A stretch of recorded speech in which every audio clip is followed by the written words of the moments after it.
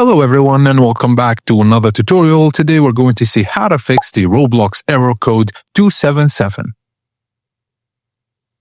Roblox Error Code 277 usually happens because your connection to the server gets interrupted. It's annoying, but the fixes are straightforward and here's everything you can try, step by step in a clean and natural way. Firstly, try checking the Roblox server status. Head to the official Roblox server status page. If you see the green message that says all system operational, Roblox is fine.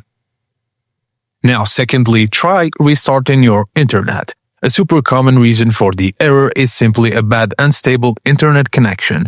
Just turn off your Wi-Fi router, wait for about 10 to 20 seconds, then turn it back on and wait to fully reconnect. This clears the router's temporary cache and gives you a clean, stable connection.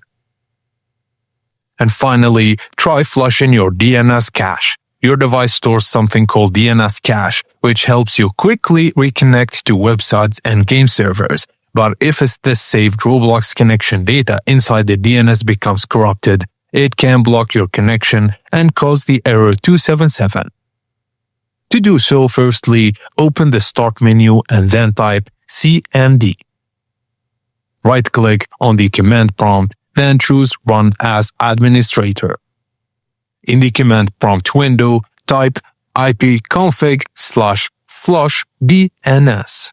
Then press Enter. Once you successfully flushed the DNS resolvable cache, you're done. Now reopen Roblox and try joining the server again. Error 277 should be gone. And that's it, guys. As simple as that. Thank you guys for tuning in on this video. If this helped you, please don't forget to like and subscribe for more Roblox tips and tricks.